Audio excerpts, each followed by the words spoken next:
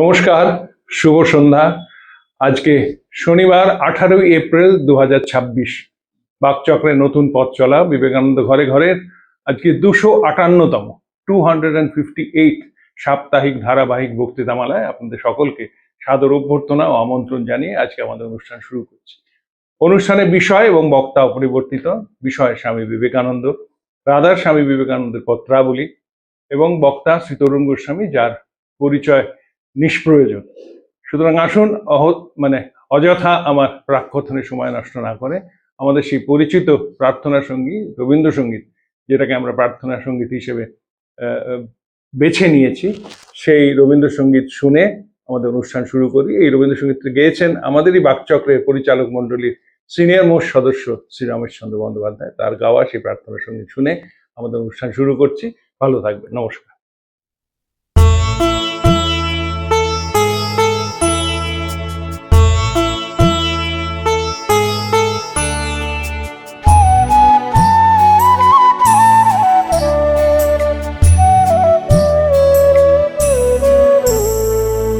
তোমারে করিয়াছি জীবনের ধ্রুবতারা, এ সমুদ্রে আরো কবু হব না গো পথহারা।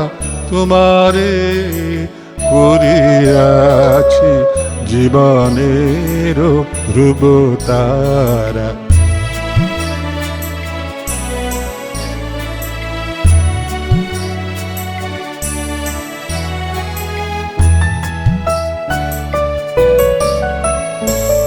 যেথায় আমি যাই না গো তুমি প্রকাশিত থাকো, যেথায় আমি যাই না গো তুমি প্রকাশিত থাকো।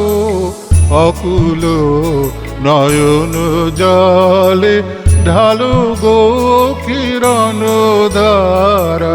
তোমারে করিয়াছি জীবনের ধ্রুবতারা।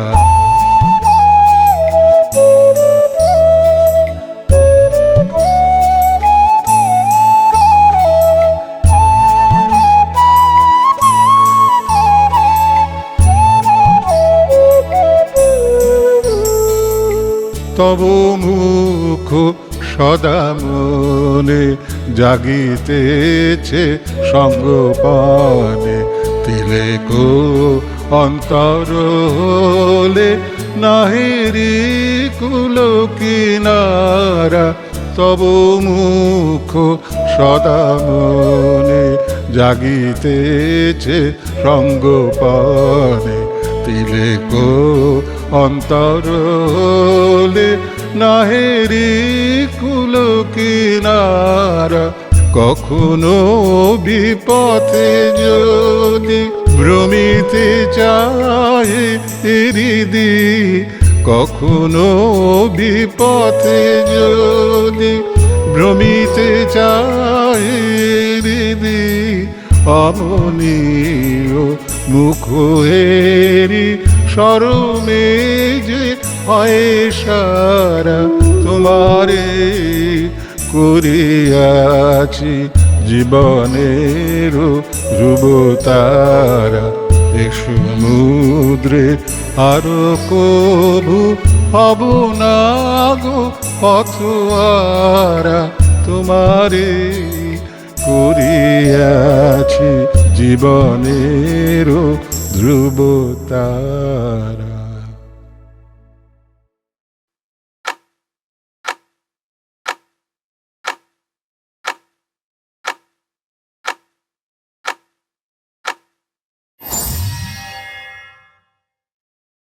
সুধীবৃন্দ, আজকে আমরা যে চিঠিটি নিয়ে আলোচনা করব সেটি স্বামীজির খুব গুরুত্বপূর্ণ চিঠি। স্বামীজি দেওঘর থেকে লিখছেন, প্রিয়নাথ মুখোপাধ্যায়ের বাড়ি থেকে, 23শে ডিসেম্বর 1960, মৃণালিনী বসুকে লেখা। স্বামীজি বিদেশিনীদের বাদ দিয়ে দুজন ভারতীয় মহিলাকে চিঠি লিখেছেন। এক হচ্ছে হরিপদ মিত্রের স্ত্রী, এবং স্বামীজি, তারা স্বামী স্ত্রী দুজনে স্বামীজির শিষ্য ছিলেন, বেলগাঁওয়ের ফরেস্ট অফিসার। তাকে চিঠি লিখেছেন এবং এই মৃণালিনী বসুকে চিঠি লিখেছেন তিনি। ইন্দুমতি মিত্রকে অসাধারণ চিঠি, এবং আজকের চিঠিটিও খুব গুরুত্বপূর্ণ। এবং সেই চিঠিতে স্বামীজির যে নিজের ভাব সেটাকে তিনি তুলে ধরেছেন। ব্যক্তির ব্যক্তিগত স্বাধীনতা আছে কিনা এবং কত পরিমাণে হওয়া উচিত, সমষ্টির নিকট ব্যক্তির একেবারে সম্পূর্ণ আত্মেচ্ছা আত্মসুখ ত্যাগ করা উচিত কিনা, এই প্রশ্ন সমাজের অনাদিকালের বিচার্য। এই প্রশ্ন সিদ্ধান্ত লইয়াই সকল সমস্ত ব্যস্ত। আধুনিক পাশ্চাত্য সমাজে ইহাই প্রবল তরঙ্গরূপে ধারণ করিয়া সমস্ত হইয়াছে। যে মত ব্যক্তিগত স্বাধীনতাকে সমাজের প্রভুতার সম্মুখে বলি দিতে চায়, তাহাতে ইংরেজি নাম সোশ্যালিজম, ব্যক্তি সমর্থক মতের নাম ইন্ডিভিজুয়ালিজম। দেখুন, ভূপেন্দ্রনাথ দত্ত প্রথম বলেছিলেন, স্বামীজি মার্কসের লেখা পড়েছেন। আমাদের এখানকার যারা, তারা তো মানতেই রাজি হলেন না। আসলে আমরা নিজেরা এত সংকীর্ণ মনা, তাই ঠাকুর স্বামীজিকেও আমাদের মতো করে সাজাতে চাই। স্বামীজি প্রোলেটারিয়েট শব্দটা ব্যবহার করেছেন লেখায়। এই প্রোলেটারিয়েট শব্দটা স্বামীজি পেয়েছিলেন মার্কস পড়ে। মানবেন্দ্রনাথ রায়কে লেনিন বলেছিলেন 1896 সালে ইংল্যান্ডে তার সঙ্গে একজন যোগীর দেখা হয়েছিল। সেই যোগীটি ভারতবর্ষের মানুষের দুর্দশার কথা বলতে গিয়ে বারবার অশ্রু সম্বরণ করছিলেন। সেই যোগীটির নাম আর তার মনে নেই, কিন্তু তিনি কোনো কানন্দ এম.এন. রায়কে বলেছিলেন লেনিন। এর আর কোনো তথ্য পাওয়া যায় না। যেমন দক্ষিণেশ্বরে আমরা মনে করি যে শনিবার রবিবার বা বিশেষ ছুটির দিন মাস্টারমশাই যাবেন, ঠাকুর ছোট খাটটিতে বসবেন, আর বাকি দিন কিছুই করবেন না, তা নয়। আমি যার কাছে বিবেকানন্দ চর্চা অনেকটা শিখেছিলাম, প্রণবেশ চক্রবর্তী, তিনি বলতেন, মনে রাখবি, ঠাকুর হচ্ছেন টোটো কোম্পানির নায়ক, বাকি দিন দক্ষিণেশ্বর পুরোটা ঘুরে বেড়াতেন। এবং এমন তার মানুষের সঙ্গে পরিচয় ছিল, দক্ষিণেশ্বরের চারপাশে কে কোন বাড়িতে থাকতেন তিনি জানতেন। তার কারণ ছিল দুটো: ঠাকুরের সহজ সরল জীবন মানুষকে আকর্ষণ করত, দ্বিতীয়ত তিনি যখনই কোনো মানুষের সঙ্গে কথা বলতেন, সেই মানুষটি তার হৃদয়কে স্পর্শ করে আনন্দ পেত। সাধুকে যার কাছে গেলে মনে ঈশ্বরীয় ভাব হয়, এই যে সংজ্ঞাটি তিনি দিয়েছিলেন, এটি নিজের জীবন সম্বন্ধেও প্রযোজ্য। সাধুর কাছে গেলে যদি আনন্দ না হয়, সাধুর কাছে গেলে যদি ভেতর থেকে পরিবর্তন না হয়, তার কোনো মানে হয় না। আমি যদি সাধুর কাছে গিয়ে তটস্থ হয়ে রইলাম, যে কখন আমার ত্রুটিটা তিনি তুলে ধরবেন, কখন তিনি আমাকে ভুল বলে দেবেন, তোমার এইখানে ভুল, সেটি কোনো মানেই হয় না। আমার মনে আছে, আমি যখন গোলপাক রামকৃষ্ণ মিশনের লোকেশনের কাছে যেতাম, রোজ যেতাম, আমার প্রত্যেক দিন আনন্দ হতো। এখনো যখন গোলপার্কের ওই সিঁড়িটা দিয়ে যাই, যারা পুরনো কর্মী আছেন তারা অনেকেই সেই দিনগুলো আমার দেখেছেন। এবং তারা সেদিনই একজন বলছিলেন, তিনি ওখানকার বুক কাউন্টারে বই বিক্রি করেন, বলছিলেন যে তুমি রোজ আসতে, আর রোজই বিকেলবেলায় কলেজ থেকেই এখানে সোজা চলে আসতে, যে আনন্দটাই আসল। স্বামীজি ঠাকুরের প্রেমে পড়ে গিয়েছিলেন, এবং এমন প্রেমে পড়েছিলেন যে পরিবার পরিজন আত্মীয় স্বজন সব তুচ্ছ হয়ে গেল। গিরিশচন্দ্র সে কথা বলছেন। স্বামীজি এখানে প্রশ্ন তুলেছেন ইন্ডিভিজুয়ালিজম এবং সোশ্যালিজমের কথা। স্বামীজি ব্যক্তি এবং সমষ্টির কথা বারবার বলেছেন। স্বামীজি মনে করতেন যে ব্যষ্টি এগিয়ে সমষ্টিতেই শেষ হয়, এই সমাজ বিশাল মহামায়ার ছায়া মাত্র। স্বামীজি বলছেন তো, এই যে বিশাল মহামায়ার ছায়া মাত্র, সেখানে স্বামীজি দেখেছেন যে ইন্ডিভিজুয়াল সবসময় কালেকটিভে শেষ হয়। ইন্ডিভিজুয়ালি শেষ হয় না, তাহলে সেলফিশনেস হয়ে যায়। সে সমাজের উন্নতির জন্যে সে নিজের ব্যক্তি সত্তাকে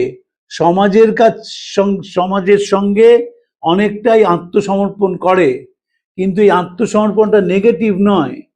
সবাই যদি নিজের মতো করে চলতে থাকে, তাহলে দেশে আইন শৃঙ্খলা বা সমাজের উন্নতি সম্ভব হয় না। সমাজের নিকট ব্যক্তির নিয়মের ও শিক্ষার শাসন দ্বারা চিরদাসত্বের ও বলপূর্বক আত্মবিসর্জনের কি ফল ও পরিণাম, আমাদের মাতৃভূমি তাহার জ্বলন্ত দৃষ্টান্ত। এও কেউ বলতে পারেননি। যেমন প্রশংসাও করেছেন ভারতবর্ষের, তেমনি ভারতবর্ষের ত্রুটিও। সমাজের নিকট ব্যক্তির নিয়মের ও শিক্ষার শাসন দ্বারা চিরদাসত্বের ও বলপূর্বক আত্মবিসর্জনের কি ফল ও পরিণাম আমাদের মাতৃভূমি তার জ্বলন্ত দৃষ্টান্ত। এদেশের লোকে শাস্ত্রোক্ত আইন অনুসারে জন্মায়, ভোজন পানাদি আজীবন নিয়ম অনুসারে করে, বিবাহাদিও সেই প্রকার, এমনকি মরিবার সময়ও সেই সকল শাস্ত্রোক্ত আইন অনুসারে প্রাণ ত্যাগ করে। এই কঠোর শিক্ষার একটি মহৎ গুণ আছে, আর সকলই দোষ। এখনকার দিনে সঙ্গে আগেকার দিনের শ্রোতার কি পরিবর্তন, এই প্রসঙ্গে বলি। আপনি একটা জায়গায় গেছেন, একজন সাধু মহারাজ বলছেন বা কোনো বক্তা বলছেন, আপনার কিছুক্ষণ পর শুনতে ইচ্ছে হচ্ছে না। আগগুলোকে বসেই শুনতো, মনটা বাড়িতে চলে যেত, কিন্তু শরীরটা সেখানে থাকতো, এবং হয়ে গেলেই যিনি বক্তা তাকে বলতেন কি অপূর্ব বলেছেন। এখনকার ছেলে মেয়েরা তা নয়, যে মুহূর্তে শুনতে ইচ্ছে হবে না সে মুহূর্তে বেরিয়ে যাবে। এটি অনেক ভালো। স্বামী হিরণ্ময়ানন্দজি শ্রোতাদের এই অ্যাডভান্টেজটা দিতেন। তিনি যখনই বক্তৃতা করতেন তার আগে বলতেন, আপনারা যারা কিছুক্ষণ পরেই কাশতে শুরু করবেন, ডান পাটা বাঁ পায়ে, বাঁ পাটা ডান পায়ে রাখবেন, উসখুস করবেন, আমি 2 মিনিট সময় দিচ্ছি, আপনারা চলে যান, তারপর আমি বলতে শুরু করব। কিন্তু যারা শুনবেন তারা খাঁটি খাঁটি মন নিয়ে শুনবেন। স্বামী হিরণ্ময়ানন্দজি বিশ্বাস করতেন এটা। এবং আমি জয়রামবাটিতেও দেখেছি মহারাজের সঙ্গে গিয়ে, বিশাল জনগোষ্ঠী, সেইখানেও মহারাজ বললেন যে সবাই তো মন দিয়ে শুনতে আসেননি, আমি কোনো সিনেমার নায়ক নই, পৃথিবীর ক্ষুদ্রতম সন্ন্যাসী সংঘের আমি সাধারণ সম্পাদক। এই বলে বলা শুরু করলেন। ইচ্ছে হলে চলে যান, আমরা সেটা করি না। আমরা মনে করি, যেমন ধরুন 1 বৈশাখে একজন হাড় বজ্জাত আত্মীয় এসছেন, কিন্তু প্রথা হচ্ছে তাকে প্রণাম করা। স্বামীজি এই সমালোচনা করছেন যে আমরা সবাই শাস্ত্র অনুযায়ী জন্মাই, মরিও শাস্ত্র অনুযায়ী, এর একটা গুণ, আর সব কটাই দোষ।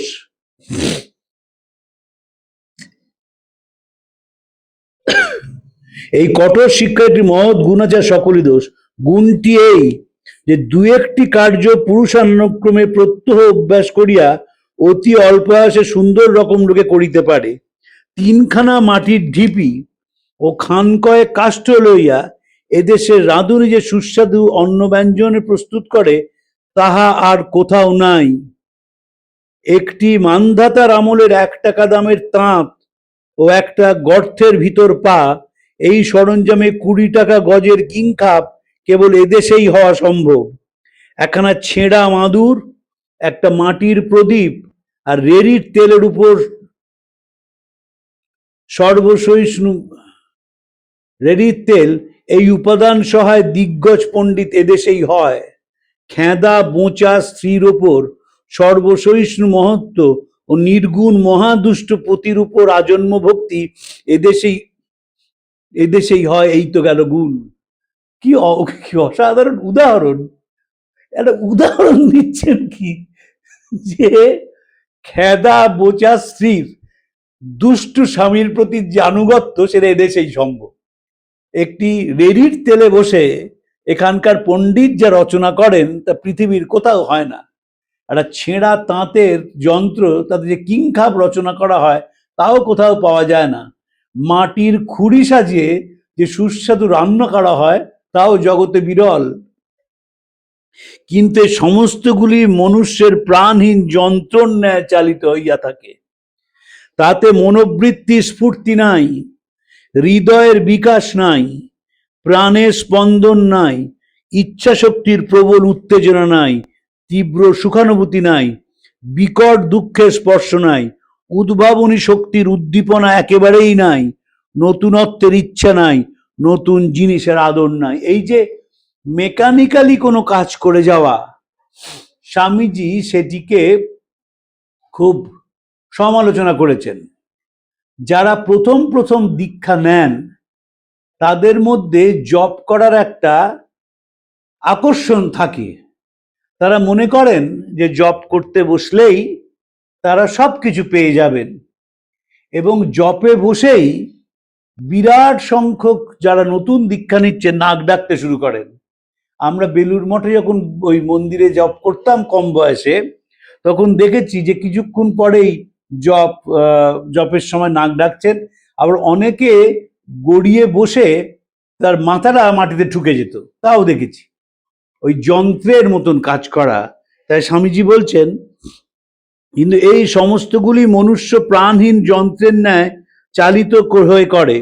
তাতে মনোবৃত্তি স্ফূর্তি নাই, হৃদয়ের বিকাশ নাই, প্রাণের স্পন্দন নাই, ইচ্ছাশক্তির প্রবল উত্তেজনা নাই, তীব্র সুখানুভূতি নাই, বিকট দুঃখেরও স্পর্শ নাই, উদ্ভাবনী শক্তির উদ্দীপনা একেবারেই নাই, নতুনত্বের ইচ্ছা নাই, নতুন জীবনের আদর নাই।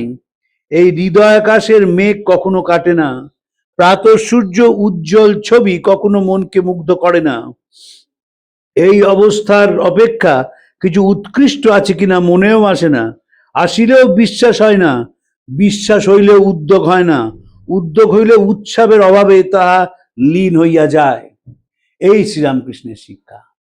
যদি কোনো শিক্ষার মধ্যে উদ্ভাবনী শক্তি না আসে, সেই শিক্ষার কোনো মূল্য নেই। যখন মেকানিক্যালি মানুষ কাজ করতে থাকে, সেই মেকানিক্যালি কাজ তাকে কোনো জায়গায় পৌঁছে দেয় না। নিয়মে চলিতে পারিলেই যদি ভালো হয়, পূর্ব পুরুষানুক্রমের সমাগত রীতিনীতির অখণ্ড অনুসরণ করিয়াই যদি ধর্ম হয় বলো, বৃক্ষের অপেক্ষা ধার্মিক কে, রেলগাড়ির চেয়ে ভক্ত সাধুকে, প্রস্তর খণ্ডকে কে কবে প্রাকৃতিক নিয়ম ভঙ্গের করিতে দেখিয়াছে, গো মহিষাদিকে কেই বা পাপ করিতে দেখিয়াছে। সাহস দেখেছেন? আমরা চিঠিগুলো পড়ি না, পড়লেও ভুলে যাই। এই যে যন্ত্রের মতো চালিত হয়ে করা, এবং পূর্বপুরুষে যদি সবকটির শুভ সংস্কার হয়, তাহলে স্বামীজি প্রশ্ন করেছেন এগুলি। সুভাষচন্দ্র এক জায়গায় লিখছেন, আমাদের বাড়িতে প্রথা ছিল, যারা ধনী আমাদের পরিবার তাদের নিমন্ত্রণ রক্ষা করতে যেতেন, কিন্তু অর্থনৈতিকভাবে যারা দুর্বল তাদের বাড়িতে আমরা নিমন্ত্রণ রক্ষা করতে যেতাম না। যদিও আমি নিমন্ত্রণ খাওয়ায় খুব একটা উৎসাহী ছিলাম না, কিন্তু যখন কোনো দরিদ্র পরিবারের কেউ নিমন্ত্রণ করিত, আমি সেখানে যাইতাম। সুভাষচন্দ্র লিখছেন, বলছেন, আমি বাড়ির এই কুপ্রথা ভাঙিয়াছিলাম। স্বামীজি চালাতো। সব প্রথা তো সুপ্রথা নয়। এই যে আমাদের দেশে ভারতবর্ষের সঙ্গে বিদেশের মূল তফাৎটা কি? আমরা এত নেগেটিভিটির মতো জন্মাই যে যারা বছরের পর বছর যুগ যুগ ধরে বিদেশে থাকে, তারাও সাহেবদের মতো ওপেন মাইন্ডেড হতে পারে না। কারণ জেনেটিক্যালি প্রোগ্রাম বলে ভারতবর্ষে একটি বাচ্চা না দিয়ে বড় হয়। ধরুন, আমাদের তো পর্যাপ্ত সূর্যালোক, পর্যাপ্ত নদ নদী সমুদ্র, আমাদের 5% লোকও সাঁতার জানে না। তার কারণ we do not enjoy Sunshine. পুরীতে যা সমুদ্রে যত মানুষ স্নান করেন আর যত মানুষ করেন না, তার কোনো পার্সেন্টেজেই আসে না। কিন্তু সাহেবরা তা নয়।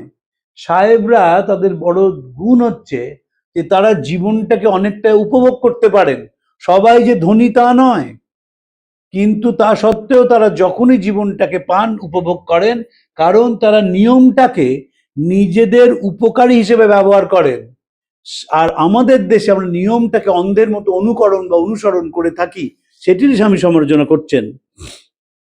অতি প্রকাণ্ড কলের জাহাজ, মহা বলবান রেলের গাড়ির ইঞ্জিন, তাহারাও জ্বর চলে ফেরে ধাবমান হয়, কিন্তু জ্বর। আর ওই যে ক্ষুদ্র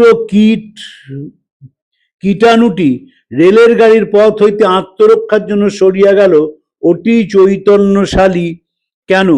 যন্ত্রে ইচ্ছা শক্তির বিকাশ নাই। যন্ত্র নিয়মকে অতিক্রম করিতে চায় না, কীটটি নিয়মকে বাধা দিতে চায়। পারুক বা না পারুক, নিয়মের বিপক্ষে উত্থিত হয়, তাই সে চেতন। ইচ্ছা শক্তির যেথায় সফল বিকাশ, সেথায় সুখ ততোধিক, যে সে জীব তত বড়। ঈশ্বরের ইচ্ছা শক্তির পূর্ণ সফলতা, তাই তিনি সর্বোচ্চ। কি অসাধারণ উদাহরণ! এই কথাই স্বামীজি বলেছিলেন শিষ্য শরৎচন্দ্র চক্রবর্তীকে। চিতপুরের হাইড্রোলিক ব্রিজের ওপর দিয়ে ইঞ্জিন যাচ্ছে, তা স্বামীজি বলছেন ইঞ্জিনটাকে দেখিয়ে, দেখছিস বাঙাল কেমন সিংহের মতো যাচ্ছে। তখন শরৎচন্দ্র বলেছেন যে কি বলছেন স্বামীজি, তো জ্বর, লাইন ধরে গড়গড় করে চলেছে। স্বামীজির সঙ্গে সঙ্গে জীবনের সংজ্ঞা দিচ্ছেন তাকে, যেখানেই স্ট্রাগল সেখানেই রেবেলিয়ান, সেখানেই জীবনের চিহ্ন, সেখানেই চৈতন্যের বিকাশ। স্বামীজির সুবিধে হচ্ছে যেটি মাথায় ঢুকে গেছে সেটি রক্ত মজ্জায় হাড়ে মিশে যায়। স্বামীজি শিক্ষার সংজ্ঞা দিয়ে বলেছিলেন এডুকেশন ইজ নার্ভাস অ্যাসোসিয়েশন। নিবেদিতাকে চিঠি লিখেছিলেন যে একটি মতকে বিশ্বাস করো, সেটিকে রক্তমজ্জায় হাড়ে প্রবেশ করা এবং তারপর সেটিকে প্রয়োগ করো সারা জীবনে। স্বামীজি দেখবেন এই কথাই শিষ্যকে বলছেন, ভাষাটা আলাদা কিন্তু বলছেন যেখানে স্ট্রাগল সেখানে রেবেলিয়ান। বিদ্যা শিক্ষা কাকে বলে? বই পড়া না নানাবিধ জ্ঞানার্জন? তাও নয়, যে শিক্ষার দ্বারায়, অসাধারণ সংজ্ঞা, কারোর মধ্যে পাবেন না। গোটা পৃথিবীতে কোনো শিক্ষাবিদ এই সংজ্ঞা দিতে পারেননি। যে শিক্ষা দ্বারা এই ইচ্ছা শক্তির বেগ ও স্ফূর্তি নিজের আয়ত্তাধীন ও সফল কাম হয়, তাহাই শিক্ষা। আমাদের শিক্ষা আবার কারুর স্ফূর্তি হয় নাকি? আমি পরীক্ষায় মুখস্থ করলাম, ফার্স্ট হলাম, পরের বছর ভুলে গেলাম কি পড়েছি। 90% লোক তাই। ধরুন একজন খুব সফল মানুষ, ভাইস চ্যান্সেলর, তাকে জিজ্ঞেস করুন ক্লাস 7-এ কি পড়েছেন, বলতে পারবেন না। তার কারণ যে শিক্ষাটা এই ওপর স্তরে, বুদ্ধির ওপর স্তরে গিয়ে শেষ হয়ে যায়। স্বামীজি সেই শিক্ষায় বিশ্বাস করতেন না। বিশ্বাস করতেন শিক্ষা সমগ্র অন্তঃকরণের মধ্যে প্রবেশ করবে এবং শিক্ষা আনন্দ দেবে। এই কারণেই আমাদের শিক্ষিত মানুষের বাড়িতে, আমরা তথাকথিত শিক্ষিত বলে, আমি তো শিক্ষিত বলি না কাউকে, সো কল্ড এডুকেটেড, তার বাড়িতে দেখবেন বই থাকে না। বই থাকে না তার কারণ হচ্ছে তারা মনে করেন বইটা জঞ্জাল। এখন যা ইন্টিরিয়ার ডেকোরেশন এসেছে, যারা এত এক্সপার্ট এসেছেন ইন্টিরিয়ার ডেকোরেটর, তারা ঠিক জায়গা বের করে নিয়ে বইয়ের ব্যবস্থা করে দেন, কিন্তু কারুর বাড়িতে বই পাবেন না। 2.5 কোটি টাকা দামের ফ্ল্যাট, বই একটিও নেই। এবং কোভিডের পরে আর খবরের কাগজও বাড়িতে আসে না, কারণ বড় হাউসিং কমপ্লেক্সে নিউজ পেপার ভেন্ডারদের ঢুকতে দেওয়া হয় না। তারা মুখে বলেন যে আমরা নেটে পড়ি, নেটে বই পড়া সম্ভব নয়। আমার এক বন্ধু, তিনি একটি বিশ্ববিদ্যালয়ের উপাচার্য, তার সঙ্গে আমার প্রায় লাগতো যে কেন্ডলে বই পড়া যায় না, লোক দেখানো যায়। আপনি যখন সবাই গল্প করছে, আপনি না কেন্ডল পড়ছেন, কিছু পড়া যায় না। তার কারণ কালো সাদা পাতার ওপর কালো ছাপার অক্ষর মনের মধ্যে একটা ইম্প্যাক্ট ফেলে। যখনই আপনি ইলেকট্রনিক্যালি সেটা পড়বেন, সে মোবাইলের স্ক্রিনেই হোক আর কেন্ডলে হোক, স্ক্রিন তো শেষ অবধি, স্ক্রিন আপনাকে ইনফরমেশন দিতে পারে, কিন্তু বই পড়ার আনন্দ দেওয়া সম্ভব নয়। তাছাড়া বইয়ের মজা হচ্ছে আপনি তো স্ফূর্তি করে পড়েন। আপনি সকালে 2 পাতা পড়লেন, সারাদিন ঘুরে বেড়ালেন, আবার সন্ধ্যেবেলা আরেক পাতা পড়লেন। এইটি কেন্ডলে সম্ভব নয়, কিছুতেই দেখবেন সেই মনটা আসবে না। এত সারা পৃথিবীতে আবার বই ফেরত আসছে, আমাদের যেটা ওরা ত্যাগ করে আমরা সেটাকে গ্রহণ করি।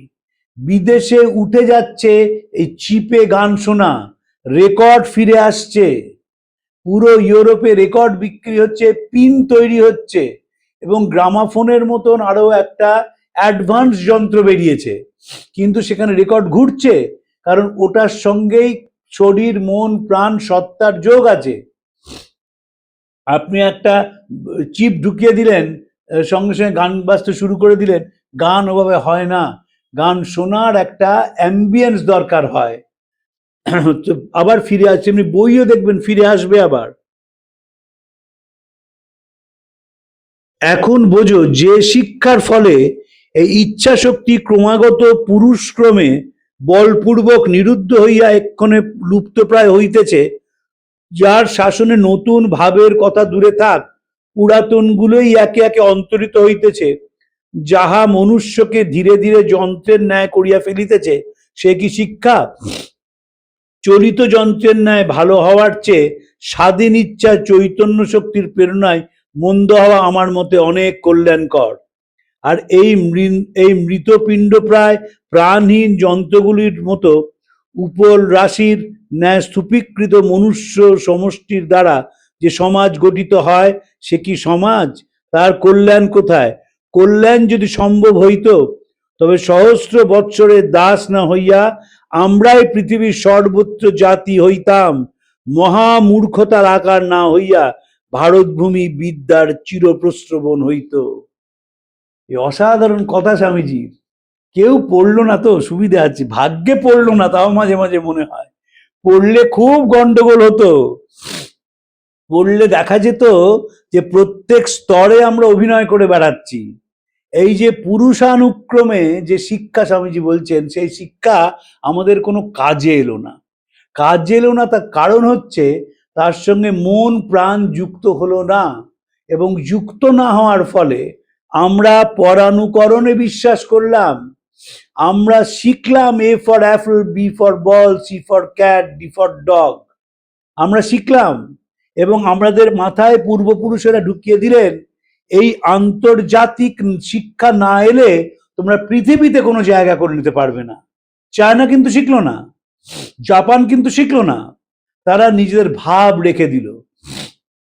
ইদানিং কালে বেশ কিছু ছেলে মেয়ে তারা সংস্কৃত পড়ছে, এবং বিভিন্ন শিক্ষা প্রতিষ্ঠান তারা সংস্কৃতের ব্যবস্থা করেছে। গোলপার্ক রামকৃষ্ণ মিশনে প্রচুর তরুণ তরুণী সংস্কৃত শিখছেন। আমরা যেহেতু সংস্কৃত জানলাম না, আমরা উপনিষদটা পড়লাম না। উপনিষদ তো পৃথিবীর প্রথম গ্রন্থ, যেটি ভয় শূন্যতার কথা বলেছিল। আমরা ভয়টাকে বহন করে বেড়ালাম। এবং আপনাদের আমি দৃঢ়তার সঙ্গে বলছি, আমাদের শাস্ত্রে মনুষ্যের যে বর্ণনা আছে, শারীরিক এবং মানসিক, সে বর্ণনা পৃথিবীর কোথাও নেই। মানুষের মনে যে বিকারগুলো সৃষ্টি হয়, সেই বিকার থেকে বেরিয়ে আসার পথ শাস্ত্রকাররা দিয়েছিলেন।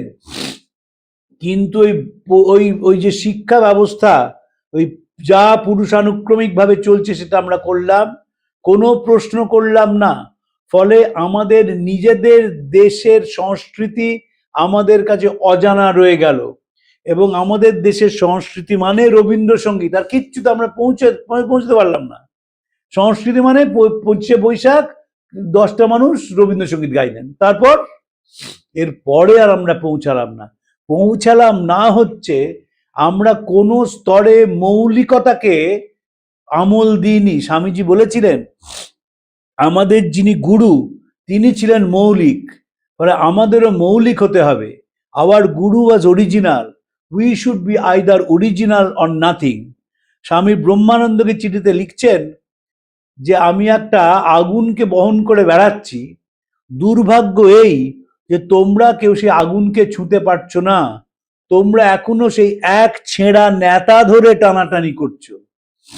এই যে ছেঁড়া নেতা ধরে টানাটানি, সাহেবী আমলে যারা ইংরেজি জানতেন, রাধাকৃষ্ণানী বলুন, পণ্ডিত নেহেরুই বলুন, তারকনাথ সেনী বলুন, তারা মাতৃভাষাটাও একই রকম জানতেন। আর এখন যে শিক্ষা ব্যবস্থা, তারা মাতৃভাষা জানে না, তাই ইংরেজি যা লেখে সেটা AI নির্ভর ইংরেজি, নিজে এক কলম লিখতে পারবেন না। আগেকার দিনে যারা ম্যাট্রিক পাস করতেন, তারা যে ইংরেজিতে ড্রাফট করতেন, এখন বিশ্ববিদ্যালয়ের পাশ করা ছেলেমেয়েরাও সেই ড্রাফট করতে পারবে না। তার কারণই হচ্ছে আগের সেই শিক্ষা ব্যবস্থার মধ্যে মৌলিকত্ব আনার ব্যাপার ছিল। আগে খুব কম মানুষ ফার্স্ট ডিভিশন পেতেন, যারা পেতেন তাদের শিক্ষার ব্যাপ্তিটা অনেক বেশি ছিল। এখন তো 90% কম পরীক্ষায় নম্বর পাওয়াটাই কঠিন। কিন্তু এমন শিক্ষা, আগের সেমেস্টারে কি পড়েছি আর মনে নেই। ট্র্যাজেডি হচ্ছে, এরাই যখন শিক্ষক হবেন, এরাই যখন ছেলে মেয়েদের পড়াবেন, এরাই যখন বলবেন, তখন কি দেবেন? স্বামীজি সেই প্রশ্ন এখানে তুলেছেন। স্বামীজি তো সমাজ সংস্কারক ছিলেন এবং সমাজটাকে দেখেছিলেন ভারতবর্ষের বৈশিষ্ট্য কোথায় তিনি সে সম্বন্ধে অবহিত ছিলেন এবং ভারতবর্ষের ত্রুটি কোথায় সে সম্বন্ধে দ্বর্থহীন ভাষায় বলেছেন। স্বামীজির 1900 সালে ভারতবর্ষের কোন লেখকের লেখা বলুন, বাকচক্র তো অনেকে দেখেন, পরে লিখবেন কোন লেখকের লেখায় এই রকম সমাজের ছবি পেয়েছেন, যিনি বলছেন যে আমরা রিপিটেটিভ সোশ্যাল বিহেভিয়ার আমাদের শেষ অবধি জঞ্জালে পরিণত করেছে, আমাদের মৌলিকত্ব নষ্ট হয়ে গেছে। যদি এই রিপিটেটিভ সোশ্যাল বিহেভিয়ার আমাদের শিক্ষা দিত তাহলে ভারতবর্ষই সবচেয়ে শিক্ষিত দেশ হতো পৃথিবীতে। তা কেন হলো না? তার কারণ আমরা সেটাকে গ্রহণ করলাম না। আমাদের দেশে ইংরেজ শিক্ষা কি অভিশাপ স্বামীজি সেটা দেখিয়েছিলেন। মনে রাখতে হবে স্বামীজি কিন্তু ইংরেজ শিক্ষার অভিশাপটা দেখিয়েছেন। স্বামীজি প্রশংসা করেছেন আমেরিকানদের, ইংরেজদের নয়, কারণ আমেরিকানরা নতুন চিন্তা করতে পারেন। স্বামীজিকে যে আমেরিকানরা গ্রহণ করেছিলেন তারা উদ্ভাবনী শক্তিকে প্রশংসা করে, সম্মান দেয় বলে তাই তারা বলতে পেরেছিল আওয়ার ম্যান। যখন দ্বিতীয়বার স্বামীজি ইংল্যান্ডে গেলেন তখন জাহাজ ঘাটে শুধু কেউ নিতে আসেননি তা নয়, স্বামীজি বুঝে গেলেন ইংল্যান্ডের কাজ এগোবে না। কিন্তু আমেরিকায় তিনি যখন গেলেন সেখানে তিনি 170খানা বক্তৃতা করেছিলেন। দুর্ভাগ্যের বিষয় এই যে গুডউইন মারা যান, মারি লুই বার্ক বহু চেষ্টা করে কয়েকটি বক্তৃতার হেডিং শুধু পেয়েছিলেন, টাইটেল শুধু পেয়েছিলেন, বক্তব্য কি জানতে পারেননি। এবং ওই শিকাগো ধর্ম মহাসভায় স্বামীজি যে বিখ্যাত হয়েছিলেন সেটি আমেরিকান সমাজের জন্যে, যে সমাজ নতুনত্বকে গ্রহণ করে। আমরা যেহেতু ইংরেজদের অধীন ছিলাম 190 বছর, আমাদের চিন্তা শক্তি সবসময় কপি ক্যাট। যেহেতু ইংল্যান্ডে লোকে কর্নফ্লেক্স খায়, আমরাও দুধের সঙ্গে কর্নফ্লেক্স মিশিয়ে খেয়ে নিয়ে আধুনিক ভাবতে শুরু করলাম। স্বামীজির চমৎকার লেখা আছে, বাঁকড়োর ধামা ভর্তি মুড়ি আজ অন্তরিত। কাঠের একটি ছুতোর সে কাঠের দৌড় বানাতে পারে, স্বামী দরজা বলতেন না দৌড় বলতেন, দৌড় বানাতে পারে না, শুধু হাতে কয়টা বিলিতি যন্ত্র আছে। তাই স্বামীজি মৌলিকত্বকে সবসময় গুরুত্ব দিয়েছেন। স্বামীজি শিক্ষা বলতে বুঝেছেন যার মধ্যে স্ফূর্তি আছে, যার মধ্যে প্রাণ আছে, যার মধ্যে উদ্ভাবনী শক্তি আছে এবং যার যেটি জীবনের পাথেয়। তাই তিনি বলছেন আমি সেই শিক্ষা চাই যাতে চরিত্র গঠন হয়, মেধার বিকাশ ঘটে, মানসিক বল বৃদ্ধি পায় এবং যাতে একটি মানুষ নিজের পায়ে দাঁড়াতে পারে। মেধার বিকাশ ঘটবে, সে সারা পৃথিবীতে কোথায় কি হচ্ছে না হচ্ছে জানবে, মানসিক বল বৃদ্ধি পাবে। মানসিক বল বৃদ্ধি পায়, তারপর তার চরিত্র গঠন হয়। সে শুরুই করবে শিক্ষার মধ্যে কোনটা গ্রহণীয় আর কোনটা বর্জনীয়, এবং শেষ অবধি নিজের পায়ে সে দাঁড়াতে পারবে। এই পায়ে দাঁড়ানো চাকরি করা নয়, এই পায়ে দাঁড়ানো সে অর্থনৈতিকভাবে স্বাবলম্বী হবে। আজকে এই অবধি থাক, পরের দিন আরেকটি বিষয় নিয়ে আলোচনা করব। প্রাণারাম প্রাণারাম প্রাণারাম প্রাণারাম প্রাণারাম প্রাণারাম কি যেন লুকানো নামে তাই মিষ্ট এত তব না প্রাণারাম প্রাণারাম